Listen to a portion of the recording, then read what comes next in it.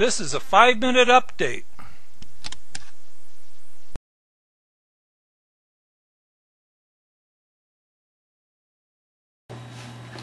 This is a 5-minute update for March 9th, 2009.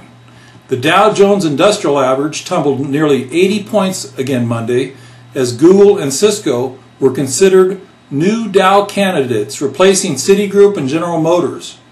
GM and Citi have seen their stock values drop below $2 a share, and they might even go lower. The Dow Jones Industrial Average is a weighted index covering 30 companies.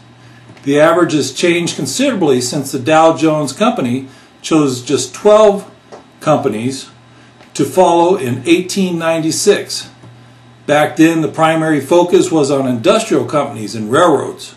Today, the index consists of a hodgepodge of companies including financial, computer, oil, retailers, and food companies.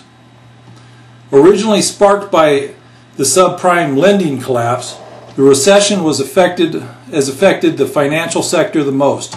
All 5 of the major investment banks have failed or were taken over. The larger banks, member banks of the Federal Reserve, have been propped up by the loans from the Fed and the U.S. government.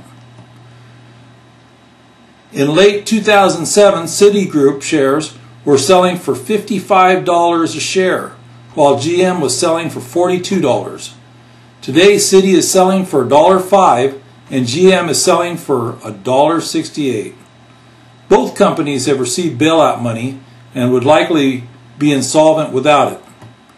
Google shares were selling for $714 in December 2007. Although they have declined since that high, their shares are still selling for $291. Cisco was selling for $33 per share back in September 2007. Today, their stocks can be had for just $13.62. Lower indeed, but a far cry from the fire sale prices offered by Citi and GM. So far this year, 17 banks have failed. The Federal Reserve has prevented the larger banks from completely failing.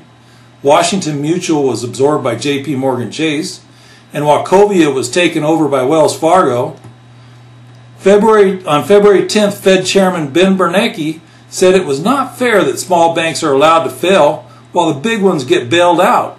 Bernanke admitted to the House Financial Services Committee that he would be upset if he were a small bank. Gold and silver and natural gas futures were down Monday, but light sweet crude futures were higher on Monday.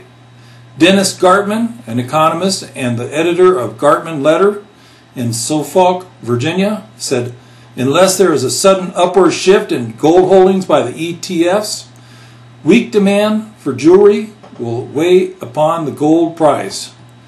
April gold futures fell to $24.70 to $918 on the COMEX exchange Monday. That is a drop of 2.6%. Silver was down 39 cents to $12.94 an ounce. That is a 3% drop. This has been a 5-minute update. Remember to subscribe to our videos. Remember to subscribe to our YouTube channel.